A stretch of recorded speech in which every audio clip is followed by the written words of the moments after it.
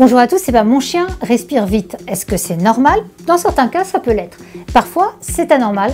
Comment différencier ce qui est bon et ce qui n'est pas bon? Je vous propose d'en parler avec mon confrère, le docteur Mario Servon, spécialiste en médecine interne à la clinique Anicura Paris 11, dans Paris, et surtout avec Mirko également. Alors à tout de suite.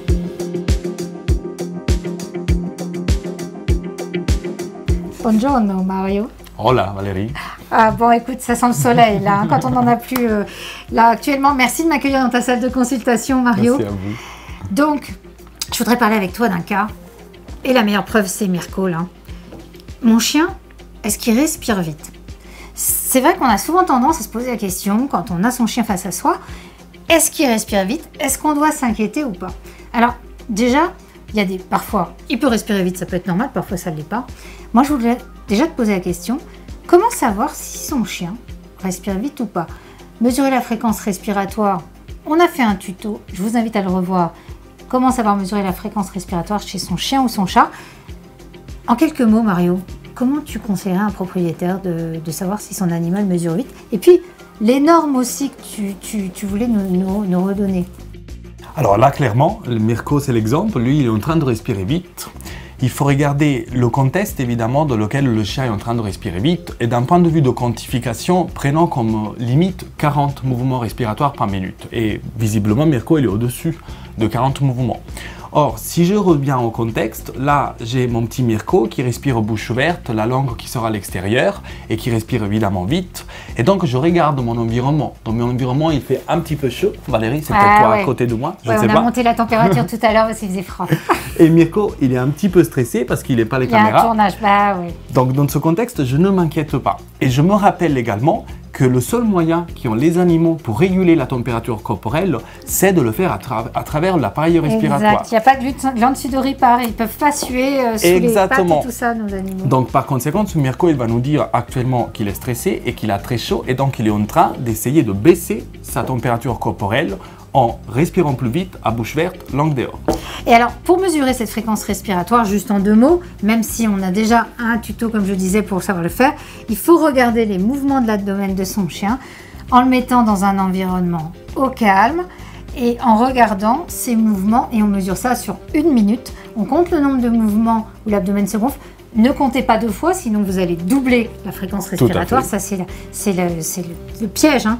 Et là, ça permet d'avoir cette norme. Il y a des cas où c'est normal, Mario. Comme tu dis, un peu de stress, il fait un peu chaud. Également le coup de chaleur, je vous invite à revoir notre épisode sur le coup de chaleur chez nos chiens et nos chats. Et il y a d'autres cas où ça peut aussi être normal. Un chien qui vient de faire de l'exercice physique, par exemple. Tout à fait. Tout à fait. Un chien qui vient faire de l'exercice, il va respirer plus vite. C'est un peu comme nous. Nous, on augmente notre fréquence respiratoire quand on va courir et on diminue également les mouvements respiratoires parce que le but, c'est de faire rentrer plus rapidement de l'oxygène à l'intérieur des poumons. Il y a d'autres cas où c'est pseudo-normal, notamment chez les chiens, s'ils ont très mal, une douleur par exemple au niveau des vertèbres ou des pattes, ils peuvent le démontrer à travers une respiration plus vite. Donc on reste quand même dans un contexte physiologique, entre guillemets, et puis bien évidemment, on va voir les contextes pathologiques. Alors il y a une liste qui est très vaste, le nombre de causes de respiration vite chez un animal il est très élevé. Alors moi, comment je fais pour me rappeler tout cela? Il va falloir se rappeler de qui contrôle cette respiration. Donc rappelons-nous tout d'abord que c'est toujours le cerveau qui va contrôler tous les mouvements de notre corps, à la fois les volontaires et les involontaires. La respiration, c'est un involontaire. Donc n'importe quelle maladie qui se localise au regard du centre de la respiration peut engendrer une augmentation ou une diminution de la fréquence respiratoire. Puis évidemment l'appareil qui s'intéresse aux échanges d'oxygène et de dioxyde de carbone, c'est l'appareil respiratoire. N'oublions pas que ce n'est pas que les poumons, mais c'est également le nez, la gorge, la trachée. Donc toute maladie qui va toucher ces organes pourra engendrer une anomalie de la fréquence respiratoire, voire de l'intensité respiratoire. Et le cœur? Et bien sûr le cœur. Lors d'insuffisance cardiaque, mon animal tout à fait, peut respirer plus vite, et notamment c'est le cas où le corps il est insuffisant, comme tu le dis bien. Ce n'est pas parce que mon chien a un souffle qui va respirer plus vite, mais si mon chien a un souffle qui a engendré une insuffisance cardiaque, et bien dans ce cas-là, ça va provoquer de l'eau dans les poumons la plupart du temps ou autour des poumons dans les cas des chats et cela peut engendrer une augmentation de la fréquence respiratoire. Ouais, alors justement, on a tourné un épisode sur ce sujet-là et merci Mario de le rappeler aussi. C'est Mon chat a un souffle au cœur, est-ce grave docteur? Je vous invite à le revoir parce qu'on peut toujours s'inquiéter quand le vétérinaire nous dit « Oh, lors de l'auscultation cardiaque, votre chien ou votre chat aussi a un souffle cardiaque », eh bien, vous saurez mieux si c'est grave ou pas. Et puis, de toute façon, votre vétérinaire vous proposera une prise en charge adaptée. Et puis, tu as aussi d'autres cas, lors de douleur aussi. Tout à fait. La douleur, c'est une des causes qu'il va falloir rechercher en cas d'augmentation de la fréquence respiratoire. Les chiens n'ont pas d'autre moyen que celui de respirer plus vite pour nous dire qu'ils ont mal ou par exemple d'émettre des petits hurlements, des petits couinements. Néanmoins, chaque animal a son caractère et la plupart du temps, nos animaux de compagnie sont assez discrets dans les manifestations cliniques de douleur. Parmi ces manifestations, celle-ci pourrait en être une.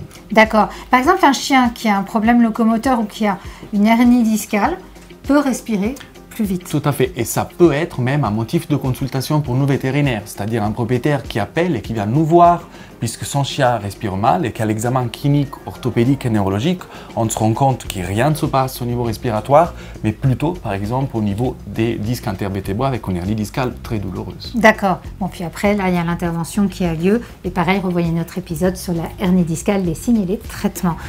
Mario, est-ce qu'il y a autre chose qui doit nous inquiéter? Parce que le coup de chaleur, on en a parlé, évidemment, on ne laisse jamais un chien ou un chat dans une voiture parce que le soleil, ça tourne dans la journée.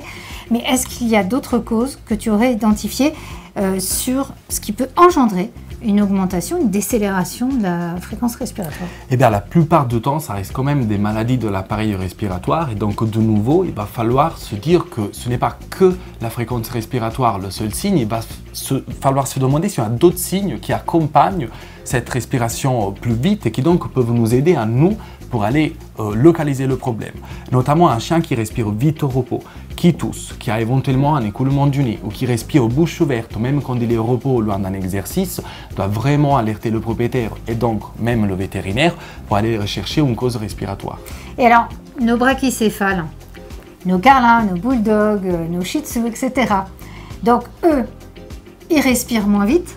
Il faut encore plus s'alerter avec eux ou pas? Alors, il est vrai que dans le cas des brachycéphales, le problème de base, c'est que les voies respiratoires hautes, on les appelle, c'est-à-dire les petites narines, en regard également de la gorge, de la bouche au sens large, là où devrait passer l'air, et ben les voies sont plus petites. Donc, faites vous-même l'essai à la maison. Quand vous avez une grippe ou même un rhume, et ben vous allez faire des respirations qui sont plus intenses et qui sont plus longues, qui mettent plus de temps. Mais pourquoi? Parce que vous avez une obstruction par le mucus de le nez. Je vous fais un exemple. Je suis pris par le nez, je vais faire pour faire rentrer plus d'oxygène. Donc dans ce cas-là, la respiration, la fréquence respiratoire a tendance à diminuer plutôt qu'à augmenter. Néanmoins, et tu le disais bien tout à l'heure, dans le cas des coups de chaleur qui sont très fréquents chez ces races, pourquoi? Eh bien, toujours parce qu'ils n'arrivent pas à réguler la température corporelle.